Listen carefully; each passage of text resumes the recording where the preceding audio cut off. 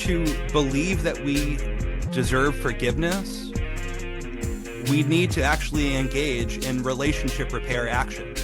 Guilt is the blueprints for a bridge back into relationship connection, but we have to be the ones to build that bridge. Mental health, emotional health, physical health, deeper understanding, actionable takeaways to improve your quality of life. We're the Level Up guys. Even guys can have emotionally literate conversations, and we're the guys that are going to prove it. If we have like the great advantage of having a fully developed prefrontal cortex, at least I know you do, what would be key indicators for us to first identify in ourselves, like what's happening, which is which? Is this shame? Is this guilt? Because first we have to like find it to be able to then manage it. Yeah. So let me start with shame, because I think there's different answers for each of them. And I'm going to draw a little bit upon mindfulness practice, a little bit upon what the internal family systems therapy modality would say, and also a little bit of our beloved Brene Brown. So for this type of thing, being able to really identify what are our triggers of shame and recognizing like when it shows up, and is kind of present with us. So that might come in the form of one, just like really doing a deep dive and kind of figuring out what are the things that I feel shame about from my childhood or, whatever. So it could be that, but it also could be even just how does my body feel when I'm embarrassed? It could even be, do I quickly get angry when I'm embarrassed? Oh, if I'm quick to get angry, maybe I actually am feeling shame. Like it can work, you can kind of work backwards to identify it, and over time start to be able to more quickly identify when shame is there with us. So that's first and foremost, just noticing with like kind of a separate awareness, like a bird's eye view, a zoomed out view of like, oh, shame's here with me, right? And kind of on the note of that,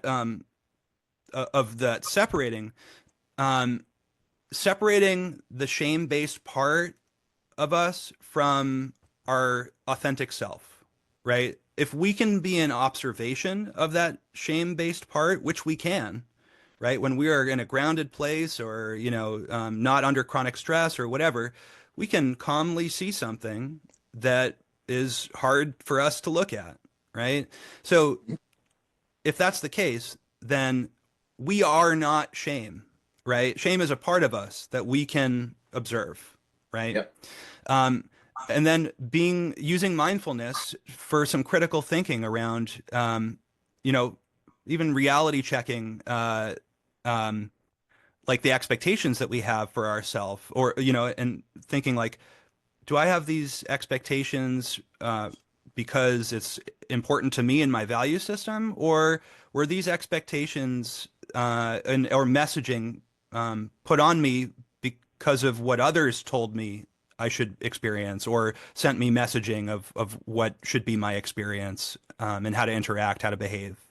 Right. I want to touch upon the first thing you said, because Okay. I think it really ties into anybody who does any sort of like breathing exercises or meditation or yoga or physical activity,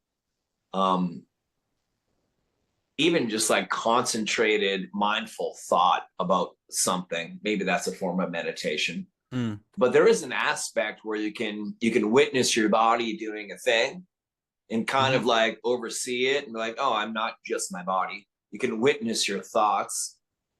Like if I can think about my thoughts, there must be something else back there. Yeah. Nobody knows what it is. But I believe like there's a part of you that lives behind your eyes, just looking out the window of the world and experiencing, call it consciousness, call it whatever it is. Yeah. So you were saying like with shame, you can kind of witness it as an external thing. It's not the fabric of your whole entire existence. Yeah. I think that's absolutely right. And I imagine, with kind of your experience in yoga and maybe even Pilates, like getting into kind of a flow state, that might resonate with you. Yeah. And also, and then touching on the second thing you said, this seems all significantly easier the older you get. Like when I was 25, versus the age I am now, I think I cared a lot more about fitting in. I cared a lot more about wanting to like, go along with stuff. I don't know. I can't, and that was without social media. I mean, I, yeah, that's a whole different Yeah. level of stuff. But is this true? Does this awareness and maybe lack of shame for some things get a little bit easier as we get older? Or I maybe th as we become parents or different things? I think it I'm gonna agree with you, but change the phrase when we get older. I would say it gets easier when we grow, right? Because just getting older, people's shame could worsen, right? They could become even more deeply seated as people get older, and that happens to people, right? Like they are on their dying bed with all kinds of regrets and things they feel shame about, and and they're in some cases like begging for forgiveness from their family members, or you know what I mean? So I don't think I could just agree with getting older, but I would say, and maybe this is kind of what you're meaning, is it gets easier the more that we grow. Right. Maybe Yeah. just by getting older, we have more time available to us to kind Mm, of figure it out as we go. yeah. Um, I think another key, I mean, this is more on resilience from shame in addition to just the noticing part. But um, as the cure for shame is empathy, compassion, and connection, right? If shame is fueled by a belief that we are undeserving of connection and that this particular thing that we feel shame over is the thing that will make others not want to be around us or with us, then actually sharing our story, sharing how we experience and what we experience shame over authentically with people and with the right people, and receiving empathy, compassion, and connection despite this thing about ourselves, Mm. it directly disproves a shame belief, right? Shame does not want to be speaked about, right? And so it starts to wither and die the more we speak about it, about the thing. Um, I because, know that I'm really looking forward to, I know we have some ADHD episodes mm, coming in the future. All that's kind of percolating in there. I've yeah, been sharing with some people in my life and going through therapy and all of that. I feel shame and I feel guilt about how sometimes that manifests in my life, mm, like finding it really hard to clean my room. I need to have all of my kitchen cabinets open at all times because if it's in a mm, drawer, I totally forget that it exists. yeah, I'll wait to do my taxes till like the very last minute when there's all this pressure and all this, I have to get it done, yeah, but I don't like it. I feel like I'm working through, like, I don't need to feel shame about that. Like if you were yeah, to come over, it would take me a day and a half to clean my place enough so I wouldn't feel shame about you coming over. And that has mm. nothing to do with you. That's all, a creation of my own. Right. Well, and also by it, like in that example, I if you were to clean up for that day and a half and I come over, then all that you've done through that action is reinforced your own belief that this thing about me is worthy of shame, that I can't share it with Jarrett, right? So like you had kind of phrased it like, in order for me to not feel shame about this, I would have to clean up, right? When actually Oh, that is the thing that sustains your shame, yes. right? So Yeah. if you were to leave it as is and I come over and you say, Jared, I know this is kind of messy, and here's the way my brain works, and well, and I have ADHD too, so I would very easily understand this, and that's why we're both excited about these upcoming episodes. Yeah. Um, and just said like, if it impacts you in some way, like I'm sorry about it, and if I were to then see that authentic side of you and say, oh, don't worry about it, man. Like, this is your place. Like, you should be able to have it how you want. I'll certainly let you know if something is hard for me to find or too easy for me to find. No, or Yeah. whatever. And just like offering connection and compassion about it, that's actually what prevents you from feeling shame or stops you from. That was a key moment. That's a key moment. Mm, I'm gonna look back on this. I'm gonna take some notes as you said that. That was a key moment. mm. You'll All find right. that one on find that one on Instagram. Yeah. All right. Well, so I want to go back to guilt because we separated kind of the shame identification and guilt identification. Yep. So with guilt, which is again focused on behavior, forgiveness can hit the spot, right? But only if we believe that we actually deserve that forgiveness, right? So, and also in order to believe that we deserve forgiveness, the way that our bodies are wired around this is we need to actually engage in relationship repair actions. Otherwise, we don't believe that we deserve to be forgiven, right? So you had said like guilt is the compass that points us back to our value system, right? Another way I like to think about it is guilt is the blueprints for a bridge back into relationship connection, but we have to be the ones to build that bridge, right? So like we got the blueprints. It we feel guilty about, um, you know, I don't know, stealing something or whatever, right? Like, okay, the blueprints are I feel guilty about stealing it. That means that a relationship repair action would be returning it and taking accountability, right? Then I would believe maybe that I'm worthy of forgiveness. Mm. And I have to do those things to actually believe it, right?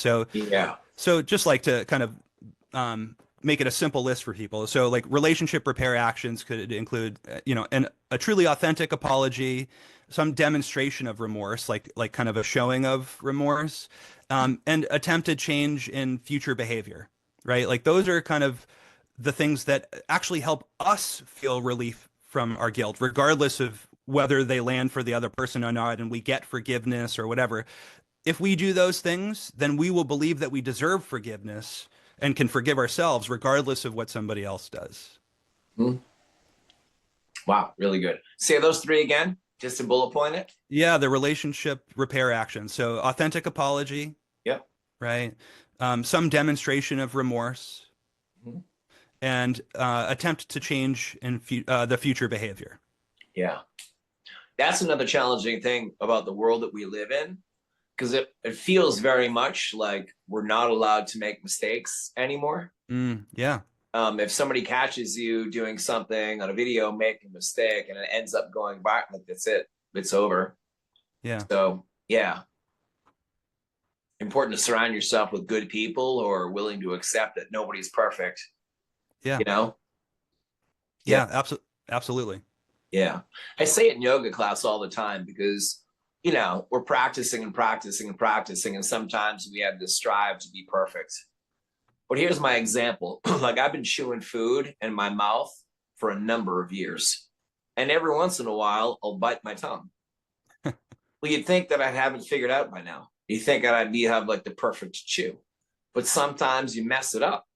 What am I going to stop eating food or be like, oh, I'm a terrible person? Like sometimes things happen. Mm. And if you're authentic about it, if you can really sincerely apologize and then try to do a little bit better, that should win. That should be the way to be, because we can only take risks and do great things if we're willing to fail. That's the Hmm. only way. Yeah. We can't stay just safe in our own little echo chambers and not be willing to go do a thing. Right. Well, I think you raise something really valuable. Is like if we are so paralyzed by our guilt and fear, or sorry, our guilt and shame, then then we will isolate from others, right? Because these are social emotions. They exist, in relation to other people. But what again, to the cleaning up your apartment example, if we isolate ourselves by choice so that we don't have to um, experience these emotions like from other people, all we're doing is actually reinforcing this belief within ourselves. That's gonna be my key takeaway. Nice. Yeah, I, I'd never flip the camera around and show you my place. not yet. Not yet. Um, I mean, so like to speak for myself, like a lot of shame in my world, or not in my world, in my body, in my life, um, has to do with beliefs that are around the words not enough or too much, right? Like, um, so, it might be, I didn't do enough when something is actually would be understandably overwhelming for anybody to take on, right? It might be somebody is assigning me too much of something, right? When my shame gets activated, rather than seeing it as somebody just giving me too much to work on, I perceive that as I'm not enough to complete all this, right? So that would be an example of not enough. Too much might be an example of um, if I'm having really strong feelings about something, but am hesitant or scared to share them with somebody else because of fear of like burdening them with how I'm feeling about something, I might believe that my emotions are too much, right? And all of these are gaslighting myself, right? It's like it is what it is, and like I'm allowed to feel whatever I want, and you know, um, but ultimately the not enough and the too much, like they're the same coin, just opposite sides. Yeah. And it seems so specifically individual per person. Yeah, yeah. Let me ask you a question. How much water do you drink in a day? How much water do I drink? Um, I can tell you because I have my water bottle right here, and it's it. Um, I would say it's probably close to 1,000 milliliters. I have no idea how much that is. Yeah. So this is my Absolutely. water bottle. This fills up to Yep. 750. Yep. And then I typically have some cups of water or tea. Yep. All right. So for you, that's enough. Mm, For me, that wouldn't be enough. So I got a 40-ounce bottle and I drink 5 of these a day. mm.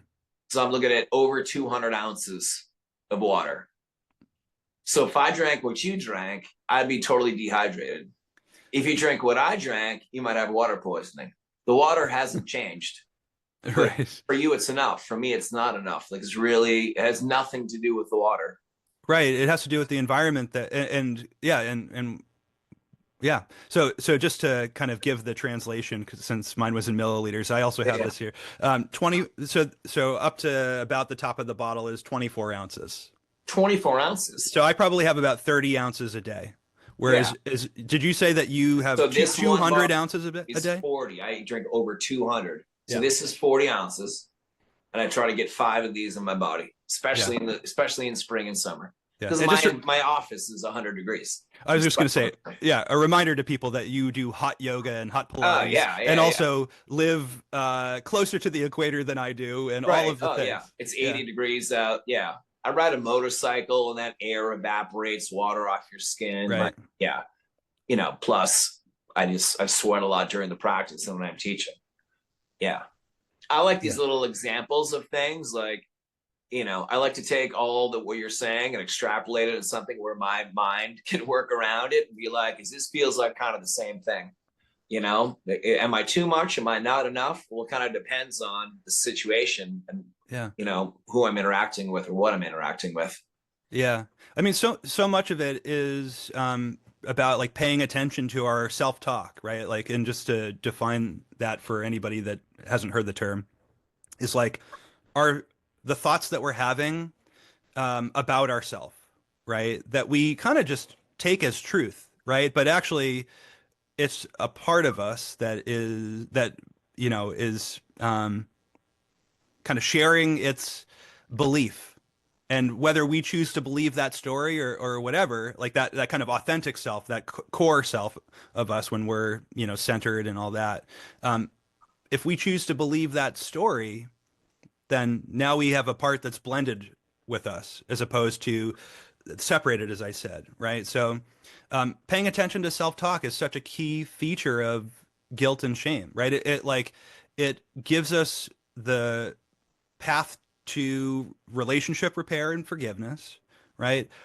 It also could potentially reinforce our shame, right? So like I know for myself, if I'm in a thought loop or some kind of headspace where I'm preparing a defense as if I'm like a lawyer about something with my wife or my a coworker or a boss, whatever, friend, whatever. If I'm kind of doing some justifying in my head and like kind of I don't know.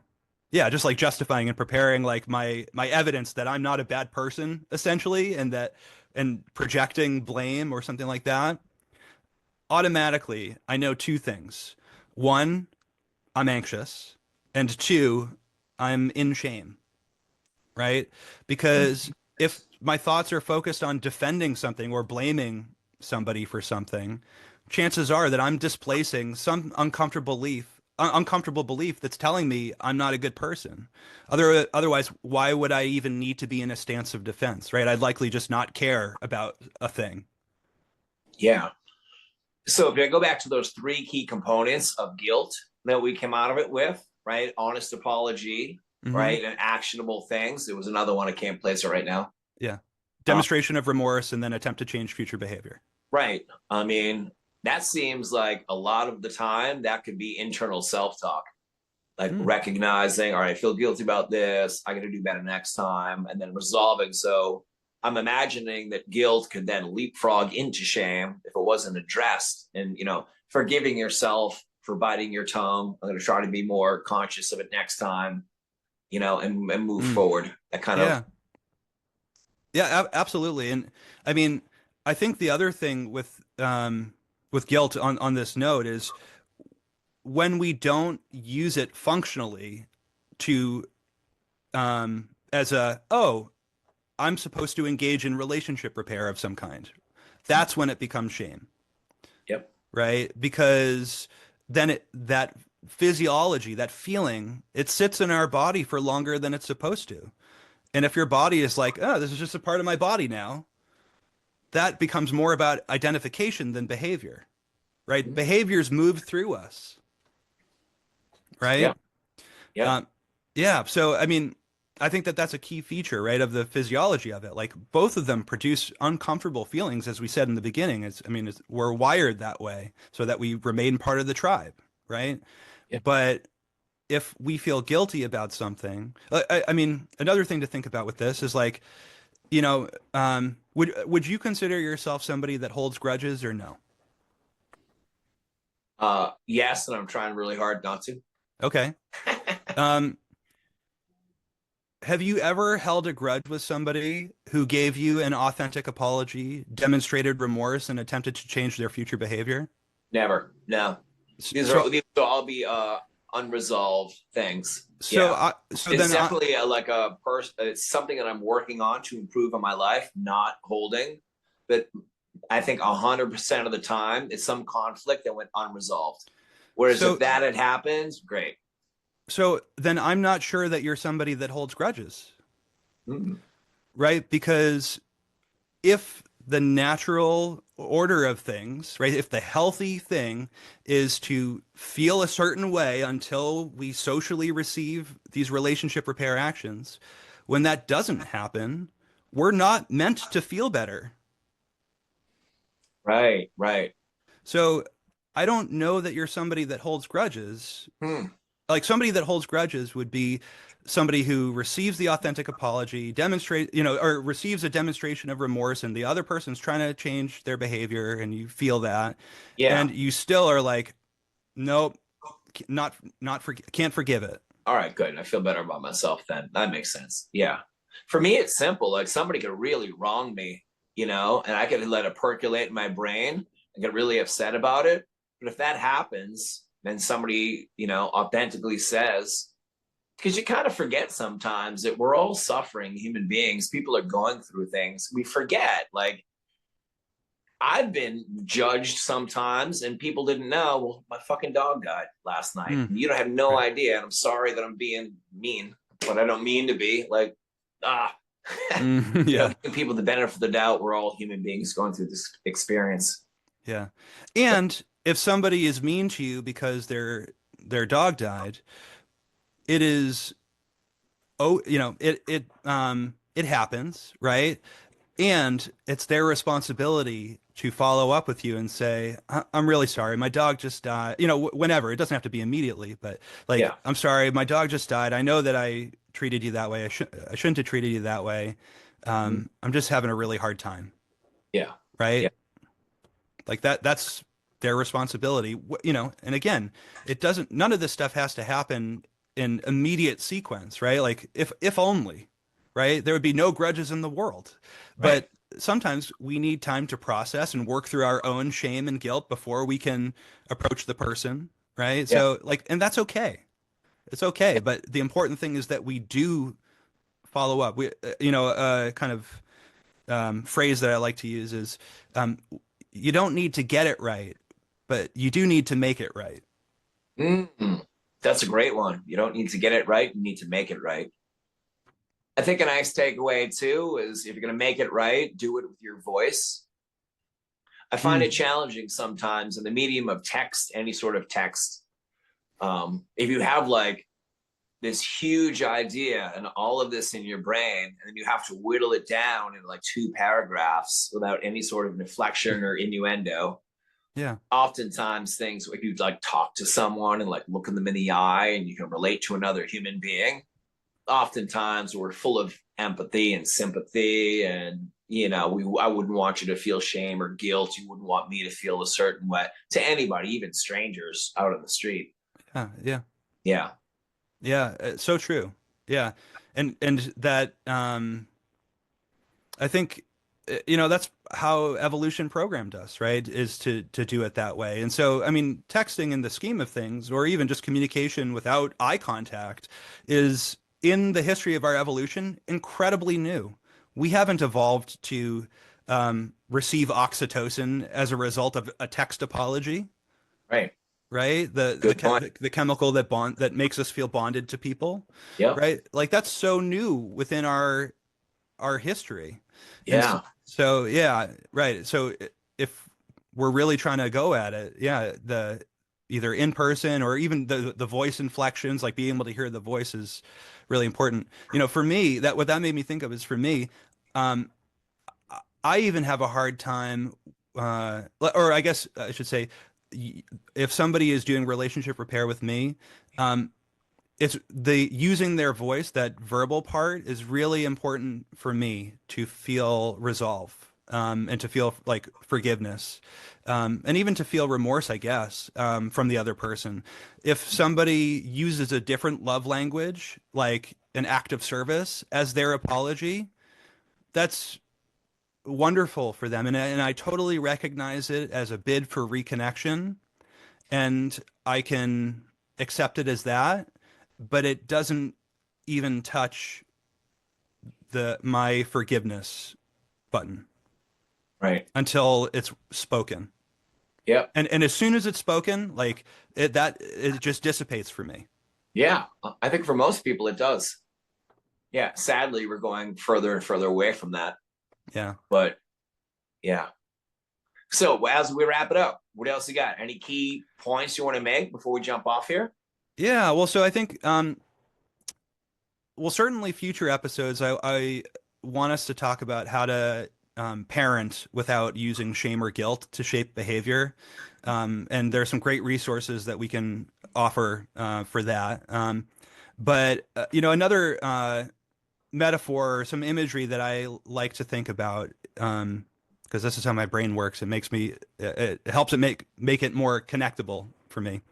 Um, so like if you think of, the memory of some regrettable act that maybe we feel guilt about, right? Or, or whatever. Think of it, I like to think of it as like this big box with that's really full and heavy, right? And it has this label of what that thing was, whatever the thing was, right?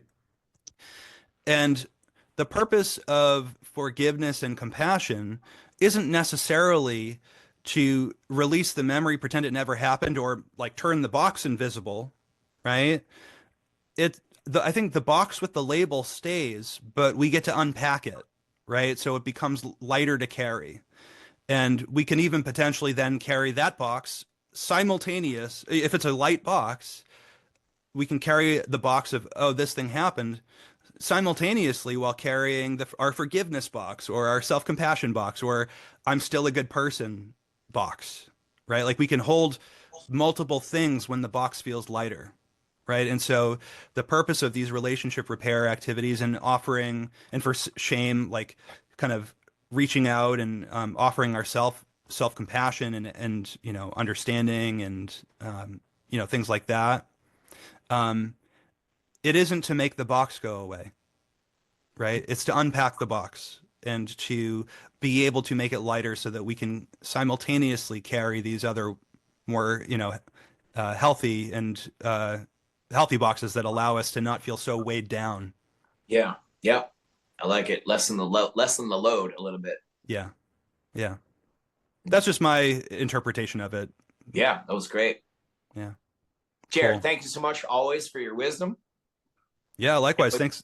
I can't wait to talk again. That was great. Yeah, thanks for offering the pieces you did as well. And yeah, say hi to Chili for me and Ellis.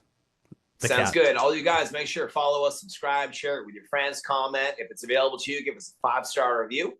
Unless you think it was terrible, then we won't see you again. Otherwise, till next time. All right. And thank you, Mo, the behind the scenes guy. Always want to give him some gratitude. That's it for today, you guys. Make sure to follow us. You can find us on all the major platforms. If you really like what you heard, maybe share it with a friend, share it with a buddy, maybe share it with an enemy, because we all need a little bit of love. We're going to level up together. See you next time.